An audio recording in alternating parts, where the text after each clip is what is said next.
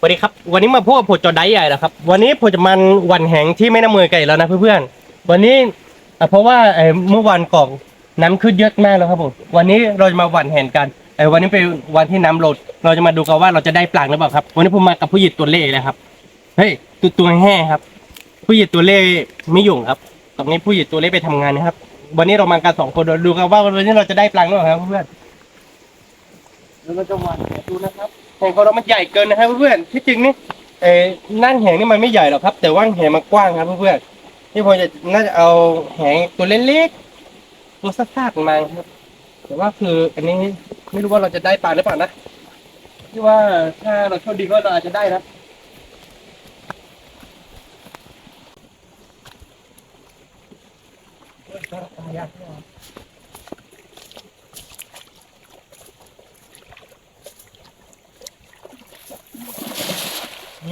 ใช้ได้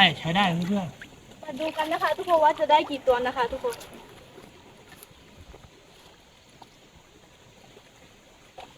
ผมจะไม่ดังนะเพื่อนผมดำน้ำไม่เก่งครับถ้าแหงติดเนี่ยก็ต้องดังครับน่าจะเอาเชือกมาด้วยนะเพื่อนๆถ้ามีเชือกนี่คือเราดึงมันจะง่ายกว่าแต่ไม่รู้ว่าเราจะได้หรือเปล่านะเพื่อนๆถ้าเรามีชุดเราอาจจะได้ครับไม่รู้สึกว่ามันกระดุกกระดิ่งสักตัวเลยเพื่อน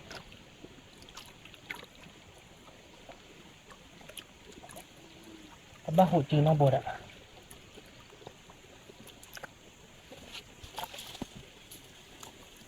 บ้าเล่นกันเลยบ้าหูจีนหน้าบดที่ว่าเละอย่างเงี้ยก็เท่าหน้าบดมื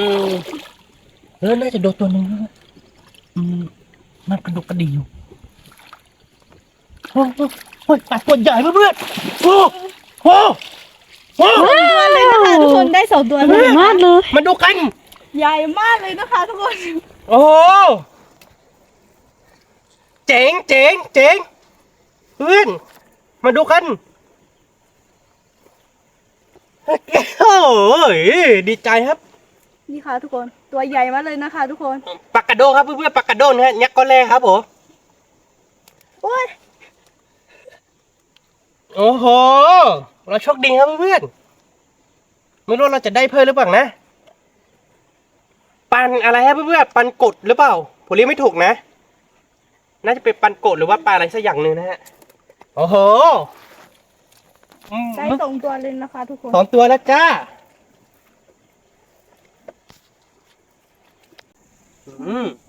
ผลงานของเรา วันนี้เราก็ไม่รู้ว่าเราจะได้เยอะหรือเปล่านะเพื่อนๆแต่อย่างน้อยก็ได้2 ตัวนี้เราก็ดีใจนะเพื่อนๆ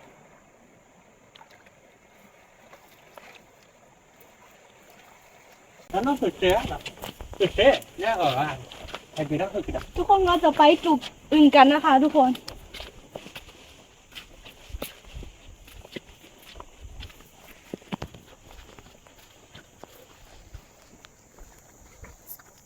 ของเก่าเยอะเลยอะเพื่อนๆถ้าเก่งน่าจะได้ตังค์เยอะนะ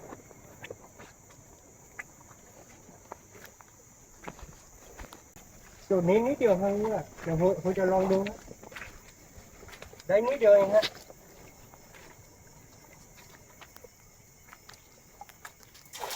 ได้นิดเดียวก็เอาครับเพื่อนหรือว่าอาจจะติดปลังบ้างเนาะเพราะว่าที่มันแคบครับแขนของเรามันใหญ่ครับเพื่อน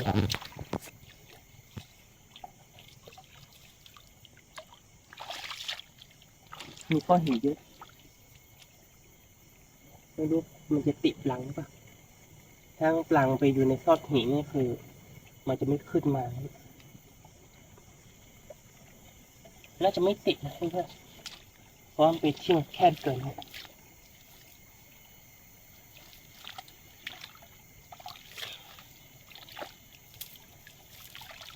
ไม่ได้แล้วเนี่ยต้องไปหาที่แบบว่ากว้างหน่อย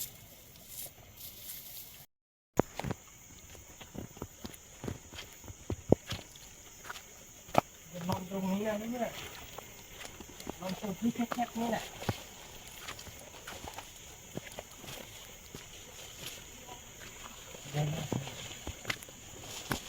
ลองตัวที่แคบๆหน่อยอีกทีนึงเนี่ย ไม่รู้มีปลาขึ้นมันอยู่หรือเปล่านะ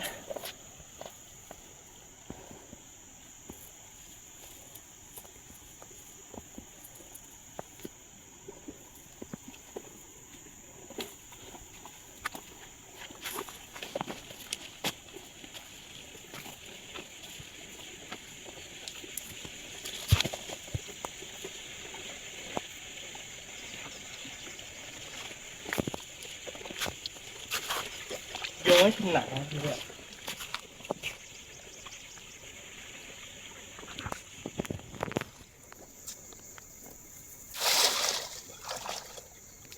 ที่มันแค่แบบนี้โยนไม่ถนัดฮะไม่รู้มันติดหินหรือเปล่านะที่นี่มันมีหินเยอะนะฮะ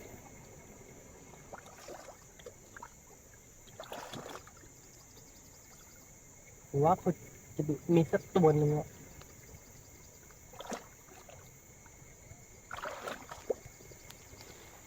น้ำลึกเหมือนกันนะเนี่ยเพื่อนยิงติดต้นหินเนี่ยคลองเนี่ยติดหิน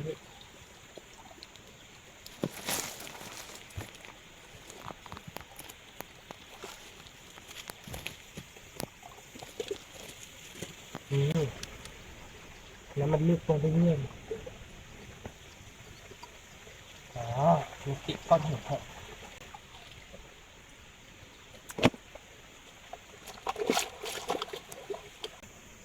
โอ้โอ้โอ้โอ้โอ้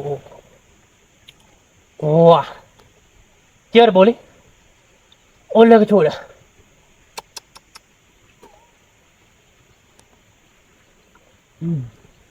เยอะขึ้นไปเลย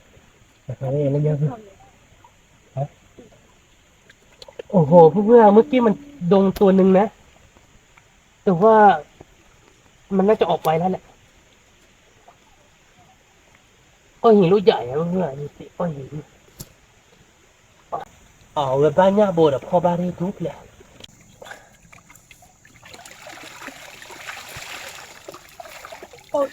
ถ้าไม่มีก้อนหินนี่มันน่าจะติดตัวหนึ่งเลยเมื่อกี้ ไม่ได้เลยสักตัวเดีย เดี๋ยว วพอจะรอไปวางที่เดิมอีกรอบหนึ่งนะเพื่อนๆ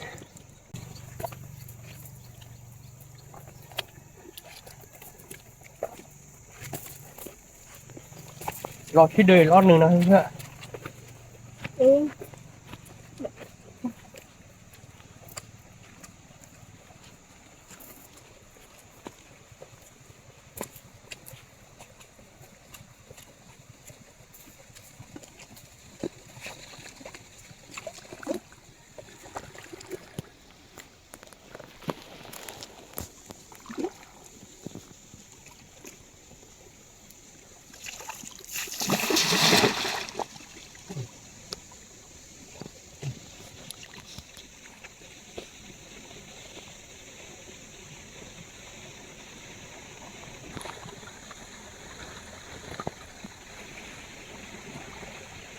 Bám vào chi được bộ.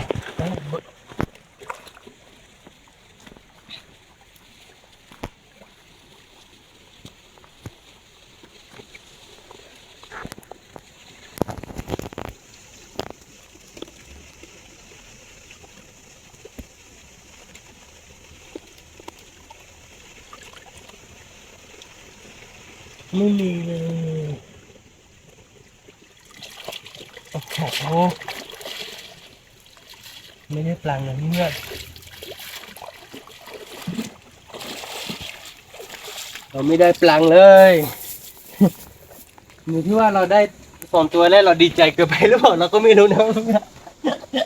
แล้วก็ไม่ได้เลย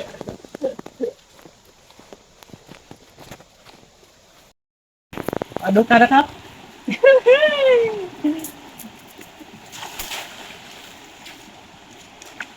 อ้าว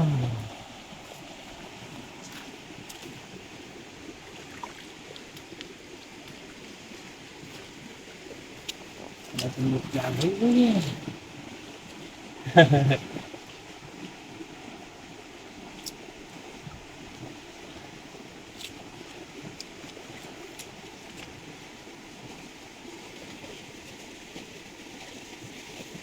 น่าจะไม้มีโอ้โหได้ตัวหนึ่งเพื่อนได้ตัวหนึ่ง ง่าง่าแบบนี้ก็มีนะครับ แต่ว่ามันหนีไปเมื่อกี้ตัวหนึ่งนะตัวเล็กอ่ะเพื่อนๆตัวหนึ่งก็จะดี นะคะทุกคน ตัวหนึ่งก็จะดีครับเพื่อนๆไปฝั่งนี้กันนะฮะน้ำลึกไหมเนี่ยตรงนี้น้ำแรงครับเพื่อนๆคุณต้องเอาริมแม่น้ำหรือว่าต้องเอาไปวัดไกลๆหน่อย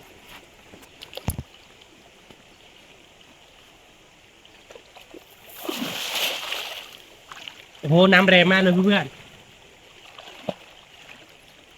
น้ำแรงจัดเนี่ยมันน่าจะโดนตัวหนึงแหละ รู้สึกว่ามันน่าจะโดนตัวหนึง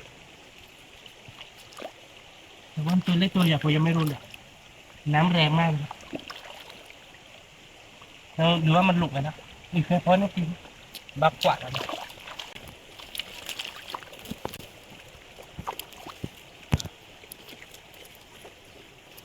เถื่อแล้วมั้ยเถื่อเยอะๆด้วยเดี๋ยวจะตายเดี๋ยวจะอนุญาตเอาเนี่ยคือมัดกระรุย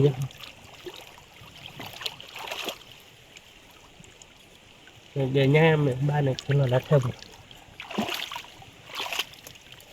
อ้าวรู้สึกว่าเมื่อกี้มันดื้อมือตัวหนึง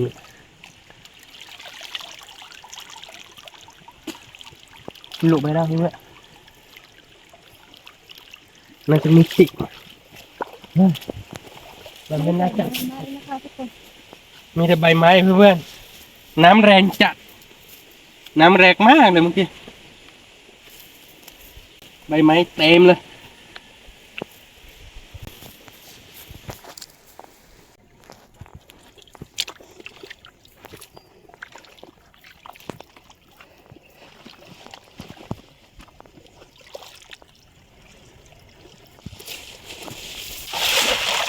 แต่ว่าควรเกียนพอใจพอใจจะ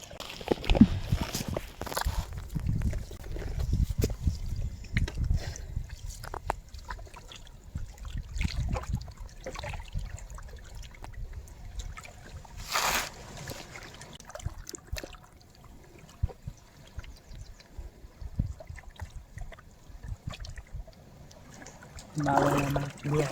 มาเลย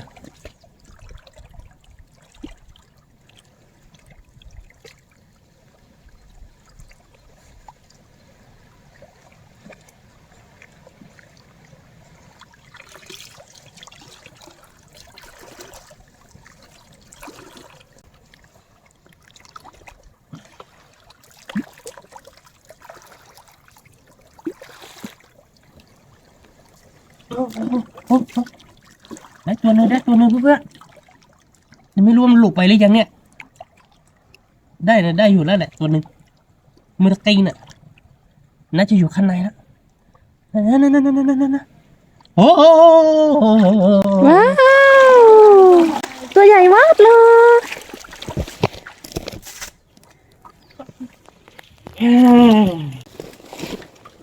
ถ้าบนรู้เจ็ดหรอก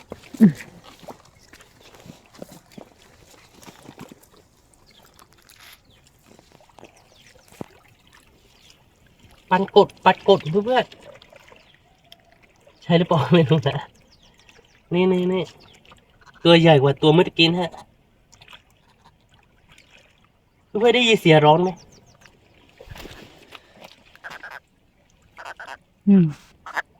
เรามันกดเลย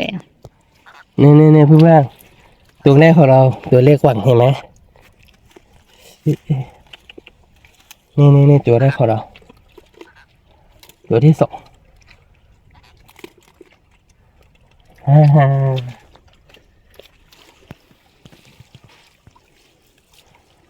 ดีใจไหม ดีใจสิแต่ว่าโดนแทนเมื่อกี้นิดนึงครับเดี๋ยวจะรอไปตัวนู้นอีกนะครับ ไม่รู้จะได้ปังเปล่าอันนี้ได้ปัดกดละ2 ตัวนะเพื่อนๆแล้วพอไปวันอีก3 ทีนะ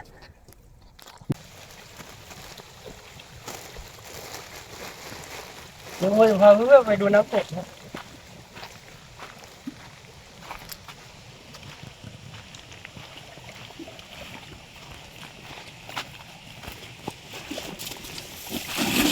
แล้วที่ตกคนรอดแต่คนลาบอ่ะ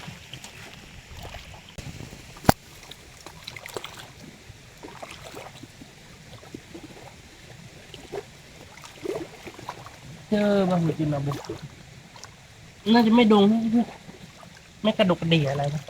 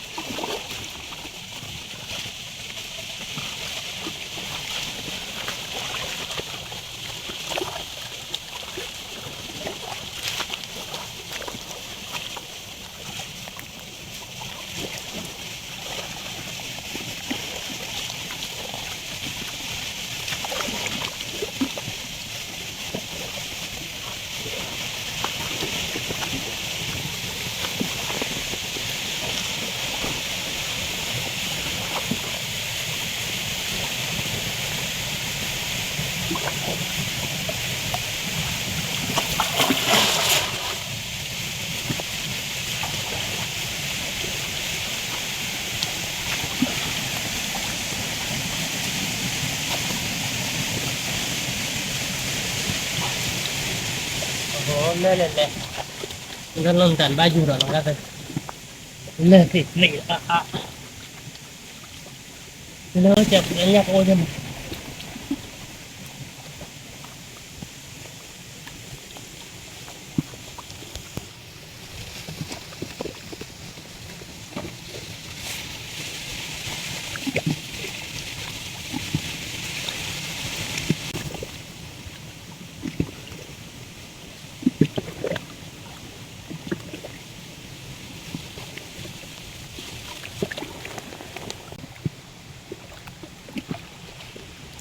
บ้านน้องบัว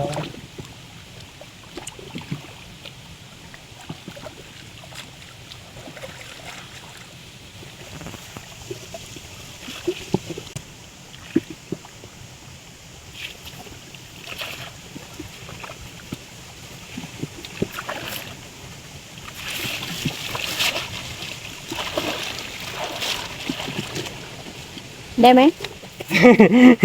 แห้วอีกแล้วครับเพื่อน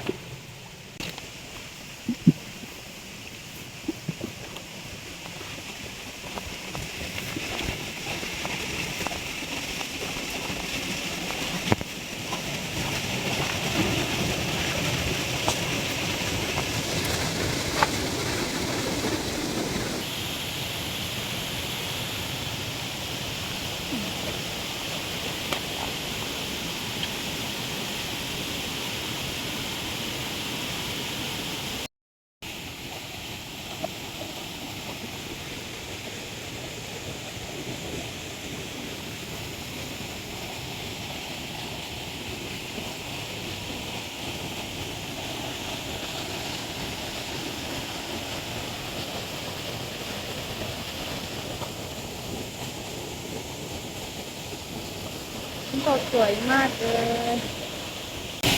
เป็นรอวันของเลยเพื่อนสองดอก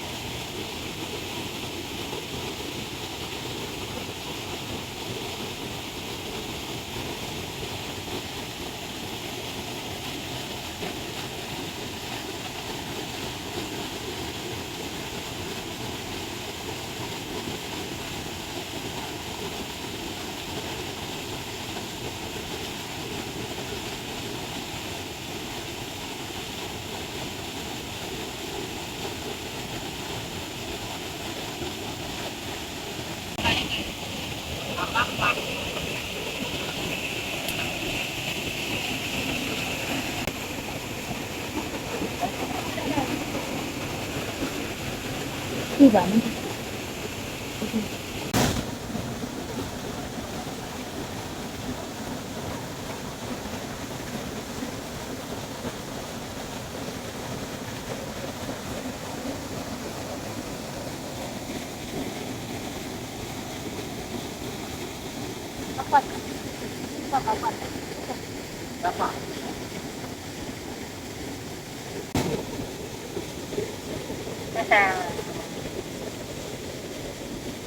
เราไม่มี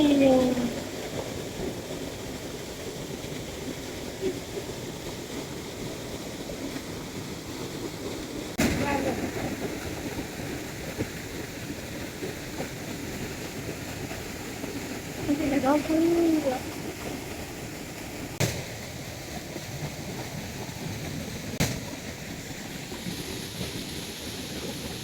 เรามาดูปลากันเพื่อนวันนี้เราได้ปลากี่ตัว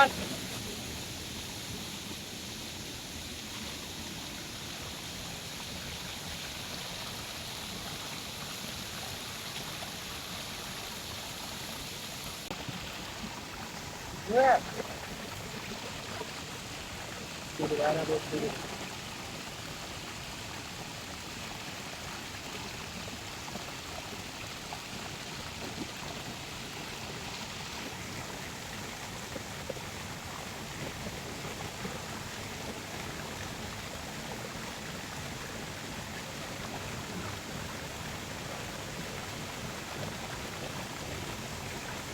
ได้ปลา6 ตัววันนี้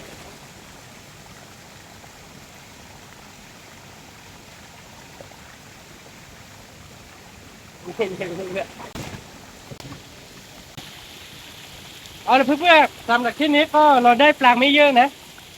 เราได้ปลาก็ประมาณนี้ครับแต่มันก็พอกินได้รอบนึงนั่นแหละเพื่อนๆดูเราได้ประมาณนี้ครับเพื่อนๆได้6 ตัวครับ ได้ปลาอันนี้ปลากดหรือเปล่าผมไม่ดูนะได้6 ตัวครับเอาละเพื่อนๆวันนี้เราก็ได้ปลาประมาณนี้นะครับพอเก็บปลาก่อนนะครับเพื่อนๆเอาละเพื่อนๆสำหรับที่นี้ก็คงไม่มีอะไรมากนะครับถ้าเข้าใจคลิปก่อนก็อย่าลืมกดไลค์กดติดตามกดกระดิ่งให้กับพวกเราด้วยนะครับอย่าลืมกดติดตามข้อต่อใดอ่านครับเป็นกลุ่มแล้วก็ยูทูบด้วยนะครับเพื่อนๆเจอกันที่วิดีโอนะครับผมสวัสดีครับ